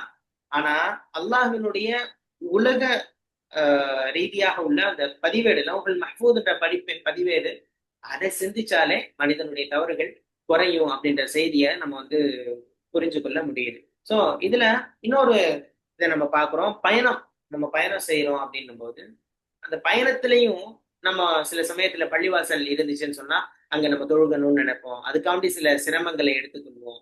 அதே மாதிரி மார்க்க விஷயங்களை கேட்கறதுக்கு பொறுமையா உட்காந்து கேட்கிறோம்ல. 1 hour ஸ்பீச் நடக்குதுன்னா அதை 1 hour பொறுமையா உட்காந்து கேட்கறது ஒரு மிகப்பெரிய ஒரு கஷ்டமான ஒரு விஷயம். அவ்வளவு தியாகம் பண்ணி கேட்கணும் வைக்கணும். ஸோ அந்த மாதிரி சிரமம் எடுத்து நம்ம ஒண்ணு தெரிஞ்சுக்கணும்னு நினைக்கிறது, ஆசைப்படணும்னு நினைக்கிறது, அதே மாதிரி தொழுகணும், மற்ற விஷயங்கள் செய்யணும், நன்மை செய்யணும். எங்கேயோ தூரத்துல ஒரு ஏழை இருப்பாரு, அவருக்காண்டி நான் இவ்வளவு தூரம் சிரமப்பட்டு போய் கொடுக்கணுமா அப்படின்னு இல்லாம, இவ்வளவு தூரம் நான் போய் செஞ்சாலும் எனக்கு நன்மை உண்டு. இப்போ ஊர்ல ஒரு 2 கிலோமீட்டர் தாண்டி ஒருத்தவங்க இருக்கிறாங்க, இவங்கள்ட்ட சொல்லி கொடுத்து விட்டுறலாம் அப்படின்றத விட, நம்மளால முடிஞ்சிச்சுன்னா நம்ம அதை செய்யணும். அத நம்ம எடுத்து வைக்கக்கூடிய ஒவ்வொரு இதுக்கும் நன்மைகள் பதியப்படும் அப்படின்ற ஒரு அங்கீகாரத்தை அல்லாஹ் வந்து நமக்கு இந்த வசனத்தின் மூலமாக கொடுக்குறான். ஸோ இதுல நமக்கு என்ன படிப்பனி, நான் என்ன புரிஞ்சுக்கிறேன் அப்படின்னா, மாஷா அல்லாஹ், இன்னா நஹ்னு நுஹியில் மௌத்தா, நாம் மௌத்தானவர்களை உயிர்ப்பிக்கிறோம். நிறைய விஷயங்கள் சொல்றான் இந்த மாதிரி குரான்ல வந்து. கீழே பூமியை பார்க்க சொல்றான், எப்படி மௌத்தான பூமியை நாம எப்படி மழை பெஞ்சு அதை உயிர்ப்பிக்கிறோம் என்ன. ஸோ ஒன்று லிட்ரலாக எல்லாம் சொல்றான், மௌத்துக்கு பிறகு உங்களை வந்து உயிர்ப்பிப்பான் அப்படிங்கிறது. இது நிறைய பேருடைய நம்பிக்கையா எல்லாருக்கும் இருக்குதா இல்லையாங்கிறது நமக்கு நம்ம கேட்டுக்கணும். இந்த உண்மையிலேயே இந்த நம்புறோமா இல்லையா, நம்மளாம் வந்து அல்லா மௌத்தா நமக்கே வந்து திருப்பி திருப்பி கேட்கணும், ஸ்ட்ராங்கா நம்பணும். சில பேர் நமக்கே வந்து மூத்தான பிறகு நம்மலாம் எழுப்புவோமா, மண்ணு மக்கி போய் மண்ணா போய் நம்ம அப்படியே திருப்பி இந்த பாடி வருமா அப்படிங்கிறதுல வந்து உறுதியா இருக்கணும் என்ன. ரெண்டாவது, நொஹீல் மௌத்தா, சில உள்ளங்கள் பார்த்தீங்கன்னா செத்து போய் கிடக்கும். ஏன்னா உள்ளங்கள் வந்து இந்த திக்கர் ரிமைண்டர் இல்லாம செத்து போய் கிடக்கிற உள்ளங்களை வந்து இந்த குரான் மூலமா எல்லாம் உயிர்ப்பிக்கிறான். அப்படியும் நம்ம ஒரு அர்த்தம் கொடுக்கலாம் நினைக்கிறேன், எடுத்துக்கலாம். ஏன்னா எப்போ அந்த குரான் வந்து அந்த உள்ளங்களுக்கு போய் ரிமைண்டர் போக ஆரம்பிக்கிறதோ, அது வந்து அந்த வறண்ட பூமி, செத்துப்போன பூமி மாதிரி உள்ளங்கள் திருப்பி வந்து அது பசுமை அடையுது. ஏன்னா ஸோ அல்ல யாருக்கு அந்த தௌஃபீக்கை கொடுக்குறானோ அதை கொடுத்துருவோம். உள்ளங்களை வந்து யார் வந்து உயிருள்ள உள்ளமாக்கிட்டானோ என்ன, அவங்களுக்கு வந்து அந்த உள்ளட்சம் வந்துடும் என்ன, தக்குவா வந்துடும். ஸோ இன்ஷா அல்லாஹ் நமக்கு வந்து அந்த எப்போதுமே உயிருள்ள உள்ளமா இருக்கணும். நம்ம உள்ளம் செத்து போயிடக்கூடாது. உயிரோடு இருக்கும் போதே செத்து போறது பெரிய ஒரு கனவுலகத்திலேயே வாழ்ந்துடக்கூடாது நம்ம என்ன. இதுல வந்து ஒரு உலகம், ஆசாபாசங்கள் என்ன, இதெல்லாம் இதுலயே நம்ம காலம் கழிஞ்சிடக்கூடாது. நம்ம நம்ம அருமை உலகம் இருக்குது, நம்ம என்ன ப்ரிப்பேர் பண்றோம் அப்படிங்கிற ஒரு எண்ணம் இருந்துகிட்டே இருக்கணும். இன்ஷா அல்லாஹ் பேசிக்கிட்டு இருக்கிறோம். இன்ஷா அல்லாஹ் அதை வந்து நம்ம அல்லாஹ் வந்து அந்த உண்மையா மாறுறதுக்குரிய தௌஃபீக்கை நம்ம கொடுக்கணும் என்ன. ஸோ சில பேர் இந்த எல்லாருக்குமே இந்த டவுட் இருந்திருக்கு. ஆமாம், அந்த அளவுக்கு சஹாபாக்களால கொண்டு போகல. சஹாபாக்கள் வந்து சொல்லியிருக்கிறாங்க, யார் ரசூலுல்லாஹ் உங்களோட இருக்கும்போது எங்களுடைய உள்ளட்சம் வந்து ரொம்ப அதிகமாக இருக்கு என்ன. ஆனால் அவங்கள விட்டு போயிட்டா நாங்கள் வந்து எங்களுக்கு வந்து டவுட் வந்துடுது, நாங்கள் உண்மையிலேயே ஈமான் கொண்டிருக்கோமா, உண்மையிலேயே நம்புகிறோமா அப்படிங்கிறது எங்களுக்கு வந்து ஒரு நம்பிக்கை அவநம்பிக்கை வந்தது அப்படின்னு ரசூல் ஸல்லல்லாஹு வந்து சொல்கிறாங்க. ரசூலுல்லாஹ் சொல்கிறாங்க, இது எல்லாருக்கும் வர்றது தான் என்ன, நீங்கள் அதை பற்றி கவலைப்படாதீங்க என்ன. நீங்கள் வந்து அது ஒரு ஹதீஸ் நம்ம படிக்கிறப்போ படிப்போம். ஸோ அது நமக்கு அந்த மாதிரி அவநம்பிக்கை அப்பப்போ வரும். நம்ம எல்லாம் குரான்லாம் ஓதுறோம், நம்ம இதெல்லாம் நம்புறோமா, நமக்கு நாமே ஒரு டவுட் வந்துடுது என்ன எனக்கு என்ன. இப்போ சொல்கிறான் அல்லாஹ் வந்து மூத்தாக்குறவங்கள உயிரோட உயிராக்க போகிறான்னு சொல்கிறோம். நான் எந்த அளவுக்கு நம்புகிறேன் அப்படிங்கிறது எனக்கு நானே கேட்டுக்கிறேன் என்ன. நான் உண்மையிலேயே நம்புகிறேனா. ஆனால் அந்த டவுட் வந்து சைத்தான் கொண்டு வருவான். நம்ம வந்து அவுதுபில்லாஹ் சொல்லிட்டு உண்மையிலேயே கொண்டு வருவான் அப்படின்ட்டு நம்ம நற்காரியங்கள் செய்யணும். அல்லாஹ் எழுதுறான், நக்துப் நாங்கள் எழுதுகிறோம் முன் சென்ற விஷயங்களை, ஆசாரகும் பின் சென்ற பின் பின் முன் முன்னாடி செஞ்ச விஷயங்கள், அதற்கு தொடர்ந்து வர விஷயங்கள் அல்லாஹ் சொல்றான், எழுதுகிறோம். அதான் நீங்க சொன்ன மாதிரி பின்னாடி வர்ற அந்த நற்செயலோ தீச்செயல் மூலம் சதக்கா ஜாரியாவா இருந்தா அல்ஹம்துலில்லாஹ். இப்போ வந்து அது பாவமான விஷயங்கள், மக்களால் ஒரு தவறு செஞ்சுட்டு அதே தவறு மக்களும் வந்து செய்ய ஆரம்பிச்சாங்கன்னா, அந்த தவறு வந்து அந்த மக்களுக்கும் அந்த பாவம் அவங்களுக்கும் கிடைக்கும், ரெண்டாவது இவருக்கும் கிடைக்கும், 2 பேருக்குமே பாவம் என்ன. ஸோ அந்த லிஸ்ட்ல நம்ம வந்து கவனமா இருக்கணும். நம்ம பேசுற பேச்சோ, நம்ம செய்யற ஒரு செயலோ, நம்ம மௌத்துக்கு பிறகும் நன்மை கொண்டு வர செயல்களா செஞ்சுட்டு போகணும். என்ன, நீங்க சொன்ன மாரி நம்ம ஏதாவது தவறான விஷயங்கள பிள்ளைங்களுக்கு சொல்லிக் குடுத்துட்டு, அந்த நம்மளுடைய சந்ததிகள் ஏதாவது தவறுகள் செஞ்சுகிட்டு இருந்தாங்களோ, என் அப்பா செஞ்ச மாரி பார்த்தேன், இது செஞ்சேன். நான் இந்த மாரி சம்டைம்ஸ் அவரு பொய் சொல்லுவாரு. நானும் அத பார்த்து பொய் சொல்றேன். என்ன, ஆஹ் அப்படின்னு வந்துருச்சுன்னு வச்சுக்கோங்க. என்ன, அந்த பாவம் நமக்கும் வந்து சேரும். எப்போ நம்ம என் அப்பா, அத்தா வந்து உண்மைய தான் சொல்லுவாரு. என்ன, எப்போ வந்து மத்தவங்கள்ட்ட நல்லபடியா தான் நடந்துக்க சொல்லுவாரு. எல்லார்ட்டயும் அன்பா இருக்க சொல்லுவாரு. அந்த மாரி நானும் அன்பா இருக்கிறேன்னு சொன்னா நன்மை வந்து சேரும். என்ன, ஸோ அந்த இடத்துல நட்பு நான் மத்தவங்கள்ட்ட பேசினத நினைவுபடுத்துறேன். ம்ஹ்ம். அவங்க வந்து எப்படின்னு சொன்னா கடன் வந்து ரொம்ப அசால்ட்டா வாங்குவாங்க. ம். ஓவர் பேங்க் ஓடியா ஓவர் டெப்டா ஆமாமா. அந்த மாதிரினா நிறைய காசு தருவாங்க. நான் கேள்விப்பட்ட வரைக்கும் இருக்காங்க. So அதுக்கு வந்து வட்டி கட்டணும் அப்படிதானே? ஆமாமா. கட்டிக்கிட்டே வர்றாங்க போறாங்க. இப்ப நான் கேட்கிறேன், உங்களுக்கு வயசு 50 கிட்ட ஆக போகுது. ம். நான் ஒரு ஃப்ரெண்ட்லியா பேசுறேன். 50 கிட்ட ஆக போகுது. இப்போ நீங்க 2 ஆம்பளை பசங்கள வச்சிருக்கீங்க. ஆஹ் இப்போ நீங்க எப்படியே விட்டுட்டு போயிட்டீங்கன்னா அப்ப அவங்க அதை ஃபாலோ பண்ணுவாங்களா அப்படின்ற கேட்கும்போது, அதுக்குள்ள நம்ம அடைச்சிடலாம் அப்படின்னு எப்படி நீங்க உத்தரவாதமா சொல்றீங்க? அவ்வளவு வயசு வரைக்கும் நீங்க இருந்துருவீங்களா? அந்த 20 லட்சத்தையும் அந்த வட்டியோட கட்டுற வரைக்கும் உங்களால இருக்க முடியுமா? நீங்க உங்க ம். இருப்பேன் உறுதியா சொல்ல முடியுமான்னு கேட்கிறேன். அதுக்கு பதில் இல்லை.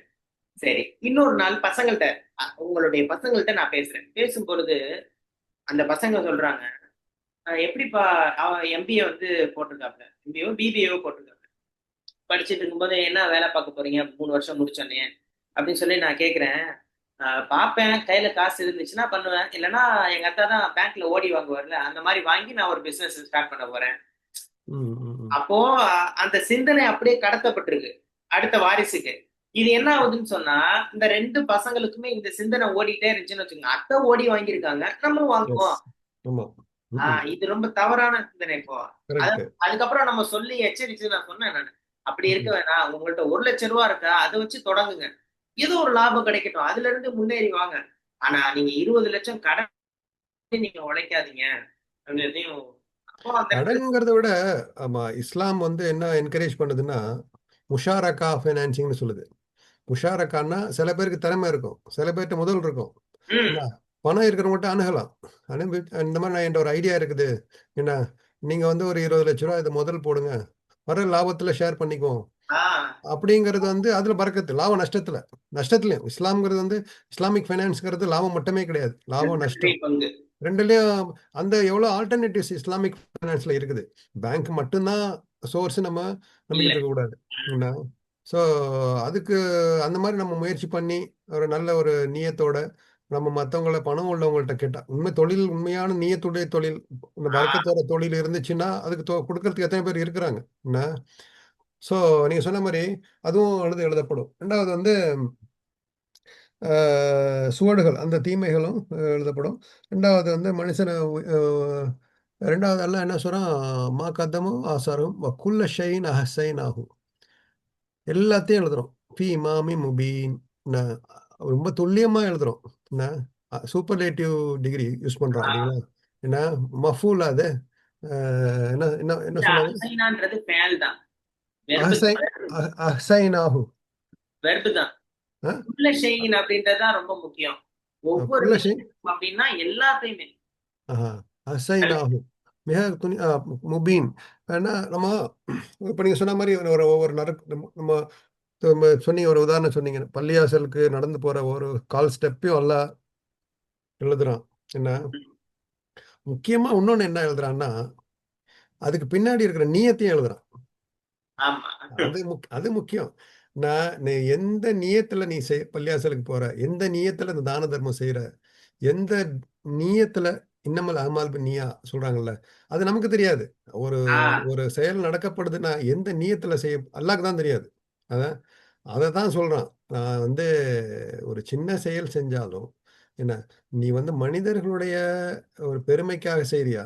இல்ல அ என்ன வந்து என்ன திருப்திப்படுத்த செய்றியாங்கிறத அல்லாஹ் எழுதுறான் அத. நீ ஒவ்வொரு இதும் எழுதப்படுது. என்ன, ஸோ ரொம்ப கவனமா நம்ம செயல்கள்ல செய்யணும்.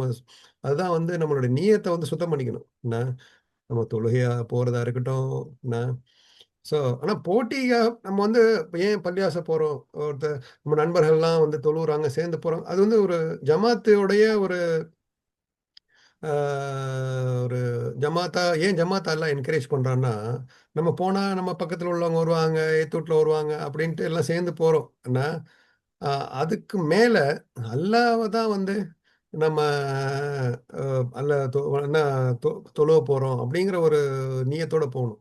பக்கத்து வீட்டுக்காரனுக்காக போறோம், எதித்த வீட்டுக்காரனுக்காக போறோம். அவங்களே போறாங்க, நம்ம போலாம். அப்படிங்கிற ஒரு மோட்டிவேஷன் இருக்கலாம். என்ன, நம்ம பாரு வயசானவரு, ஒருத்தர் காலையில எந்திரிச்சு போறாரு. நமக்கு என்ன? அப்படின்னு ஒரு பட் முழு முக்கிய நோக்கம் வந்து அல்லாஹ்க்காக தான் இருக்கணும். என்ன, ஸோ அதையும் அல்லாஹ் எழுதுறான். நீ வந்து அ எந்த நோக்கத்துல நீ எந்திரிக்கிற? என்ன, ஸோ அதான் அந்த அந்த அமல்களுடைய தர்ஜா இன்கிரீஸ் ஆவுது அப்பதான். நீ ஜஸ்ட் ம். ஒருத்தங்க வந்து சரி தொழுவுறதுனால உனக்கு வந்து மத்தவங்களுக்கு காமிச்சுக்கிறக்காக தொழுறியா? இந்த பள்ளிவாசம் வந்து உனக்கு பெருமைக்காக கட்டுறியா? என்ன, அப்படிங்கிறது அல்லாஹ்க்கு தான் அந்த விஷயங்கள அல்லாஹ் எழுதுறான். இமாமி தெளிவான புத்தகம். அதுல வந்து ஆர்குமென்ட்டே இருக்காது. என்ன, ஸோ நம்ம நம்ம கணக்கு எழுதுனா கூட ஒருத்தங்கள வச்சு ஆடிட் பண்ணணும். நம்ம தவறு செஞ்சுருவோம். 3, 5ன்னு எழுதிருவோம். 5, 8ன்னு எழுதிருவோம். என்ன தவறு மனிதர்கள் செய்யக்கூடிய தவறுகள் தானே! என்ன, ஸோ அது ஒரு ஆள் செக் பண்ணணும் வேற. என்ன, மனிதர்கள்ங்கிறவன் நல்லா சொல்லிட்டானே! மனிதன் மறக்கக்கூடியவன் தான் சொல்றான். என்ன, மறக்கக்கூடிய அதுலயும் நல்லெண்ணம் கொள்ளணும். ஏன் நாஸ்ன்னு சொல்றான்? நம்மலாம் வந்து மறக்கக்கூடியவன் மறந்துருவோம் அப்படிங்கிறது இல்ல. அல்லாஹ்வுல கூட நம்ம நல்லெண்ணம் கொள்ளணும். நாஸ்ங்கிறது வந்து நீ மறக்கக்கூடியவன்டா. நீ வந்து எப்பவும் ஞாபகப்படுத்திக்கிட்டே இரு இந்த குரான. திக்ர் செஞ்சுக்கிட்டே இரு. என்ன, அதனால தான் உன்ன நாஸ்ன்னு சொல்றேன் அப்படிங்கிறான் அல்லாஹ். ஸோ நம்ம இதெல்லாம் ஏன் அல்லாஹ் நமக்கு செய்யணும்? அல்லாஹ் நம்முடைய ரப்பு இல்லையா? நம்ம அல்லாஹ் நெனச்சா நம்ம தூக்கி நரகத்துல போடலாம். அல்லாஹ் நெனச்சா நம்ம தூக்கி சொர்க்கத்துல போடலாம். அவனுக்கு இதெல்லாம் தேவையா? என்ன, நம்ம எழுதுறதெல்லாம் எழுதி, நிய்யத்தெல்லாம் காமிச்சு, ஒரு நோட் புக்கெல்லாம் இந்த ரோல்லாம் நமக்கு காமிச்சு தான் நம்ம வந்து அல்லாஹ் சொர்க்கத்துக்கும், நரகத்துக்கும் அனுப்பணுங்கிற அவனுக்கு என்ன இருக்கு? என்ன, என்ன தேவையே இல்ல. ஆனா அதெல்லாம் இதுல நமக்கு ஒரு பாடம் நடத்துறான். என்ன, நான் ரப்பா இருக்கிறேன். நான் எவ்வளோ நீதியா நியாயமா நடந்துக்கிறேன். ஒண்ணையும் நான் ரெக்கார்ட் பண்ணி வச்சு, நீ வந்து கேள்வியே நீ கேட்கணும்னு தேவையில்ல. என்ன, உன்ன சொர்க்கத்துக்கு அனுப்புறதுக்கும் எனக்கு வந்து ரெக்கார்ட் இருக்கு. நரகத்துக்கு இல்லாமயும் உன்ன அனுப்ப முடியும். என்ன, நீ ம். கேட்கணும்னு கூட தேவையில்ல. நீ ரப்பா இருக்கிற ஒவ்வொருத்தங்கள்ட்டயும். நீ உன் வீட்ல வந்து உன் முதலாளியா இருக்கிற. என்ன, நீ வந்து தொழில்ல முதலாளியா இருக்கிற. நீனு வந்து இந்த மாரி கணக்கிட்டு வச்சு, என்ன, அவங்களுக்கு வந்து நியாயமா நடந்துக்கணுங்கிறத எல்லாம் நமக்கு பாடம் நடத்துறான். ம். என்ன, ஒரு மனசுல உள்ள ஒரு இச்சையினாலயோ, என்ன, தான் குடும்பத்தார் அப்படிங்கிறதுக்காக ஒரு நீதி, என்ன, அவன் தப்பு செஞ்சா கண்டுக்காம போறது. ஒருத்தன் அடுத்த வெளியாள் செஞ்சா மட்டும் அத தண்டனை குடுக்கறது. என்ன, இப்ப உலகத்துல அப்படித்தானே இருக்கு நீதிங்கிறது. என்ன, ம். எதிர்க்கட்சி காரன் செஞ்சா தான் வந்து அதுக்கு ம். குற்றம். என்ன, ஆ ஆளுங்கட்சிக்காரங்க செஞ்சா அது வந்து குற்றமே கிடையாது. என்ன, ஸோ அ நமக்கு வந்து அல்லாஹ் டீச் பண்றான். நீ வந்து இந்த உலகத்துல இந்த மாரி நீ இருக்கணும். இருந்தா தான் உனக்கும் சிறப்பு. அப்பதான் நீதமான அரசனா இருக்க முடியும். என்ன, நீதமான வீட்டு தலைவரா இருக்க முடியும். நீதமான ஒரு தந்தையா இருக்க முடியும். நீதமான ஒரு அ ஒரு ஆசிரியரா கூட இருக்க முடியும். சில பேர் ஆசிரியர் பார்த்தீங்கன்னா, ஒருத்தன வந்து அவனுக்கு புடிச்சவர மட்டும் பாராட்டிக்கிட்டே இருப்பாரு. புடிக்காதவங்கள வந்து, "நீ முட்டாள். என்ன என்ன" ஸோ அதுவும் அல்லாஹ் பார்த்துக்கிட்டு இருக்கிறான். நம்ம வந்து உனக்கு குடுத்துருக்குறோம் அமானாவா. எல்லாரையும் வந்து நீ ஒரே மாரி ட்ரீட் பண்ணணும். என்ன, ஒருத்தன் ஒருத்தன் வந்து பணக்கார வீட்டு பிள்ளைங்களுக்காக ஒரு மாதிரியா, ஏழை வீட்டு பிள்ளைங்களுக்கு ஒரு மாதிரியா வந்து வந்து யாரையும் அந்த மாரி நடத்தக்கூடாதுங்கிறது அல்லாஹ் வந்து அந்தந்த ரப்பா இருக்கும்போது, என்ன, ரட்சகன் வந்து அல்லாஹ் தான் ரட்சகன். நம்ம வீட்டுடைய ரப்பா இருக்கிறோம் இல்லைங்களா? என்ன, ம். நம்ம பள்ளியுடைய ரப்பா இருக்கிறோம். இமாம் வந்து பள்ளியுடைய ரப்பா இருக்கிறாங்க. அவங்களுக்கு வந்து எல்லாம் ஒவ்வொரு சட்டம் குடுக்கும்போது ஃபத்வா குடுக்கும்போதும் சரிங்க. ஃபத்வாவே சில பேர் வந்து காசு குடுத்து வாங்குறாங்க. என்ன, ஸோ சில ஹராமையே வந்து ஹலால் ஆக்குறாங்க. அது அல்லாஹ்வோட நமக்கு அந்த ஃபீல்ட்ல தெரியல. பட் நம்ம வெளியில போய் கேட்கிறோம். இதெல்லாம் கேள்விப்படுறோம். இந்த ஃபத்வா வந்து அரசாங்க அரசு அதிபர்களுக்காக வந்து பா பா சாதகமா சில முஃப்திகள் குடுக்குறாங்க. அவங்கலாம் போய் பதில் சொல்லணும் இதுக்கெல்லாம். என்ன, ஸோ இது உண்மையிலேயே குரானுக்கும், ஹதீஸ்க்கும் உள்ள பத்துவா நம்ம கொடுக்குறோமா, முஃப்தியா இருந்து கொடுக்குறோமா அப்படின்னு அவங்களுக்கு கேள்வி கேட்டுக்கணும். ஸோ இந்த அல்லாவே வந்து இவ்வளோ அழகா கணக்கு எழுதி என்ன நம்ம வச்சிருக்கோம் தெளிவான புத்தகத்துலங்கும் போது நம்மளும் அதை பின்பற்றணுங்கிறத நான் அதை புரிஞ்சுக்கிறேன். ஸோ இன்ஷா அல்லாஹ் அல்லாஹ் நமக்கு வந்து இந்த புரிஞ்சுக்கிற ஞானத்தை கொடுக்கணும். என்ன ம். மறைவானவற்றை நம்பணும். நம்ம வந்து நம்ம செய்கிற நன்மைகளாக இருக்கணும். நன்மை நமக்கு பெரிய நன்மை வந்து சேரணும். நம்ம மனம் வந்து உயிர்ப்பிப்போட உள்ளச்சத்தோட இருக்கணும். என்ன ஸோ நம்மளும் நியாயமாக நடந்துக்கணும். அஹ் இன்ஷா அல்லாஹ். ஓகே. ம். அல்லாஹ். இதே ஒரு நாள் ஃபுல்லா பேசிட்டு இருக்கலாம் இந்த ஆயத்தை பத்தி. என்ன ஆமா. நினைக்கிறீங்க? அவ்வளோ விஷயங்கள் ஒரு கடல். குரானுங்கிறது வந்து கத்தமுனியே சொல்றான், ஃபி ஆசாரிஹிம்னே சொல்றான். ஏன் இந்த வார்த்தையை யூஸ் பண்றான்? ஏன் நக்துபுனியே சொல்றான்? என்ன ஸோ மாஷா அல்லாஹ் நமக்கு மெயினான விஷயங்களை கேட்டுட்டு நம்ம போயிட்டு இருப்போம். இந்த திக்கர் எல்லாம் பண்ண சொல்லியிருக்காங்க, திக்கர் பண்றோம். ஒரு சின்ன ம். முயற்சி. ம், ம்.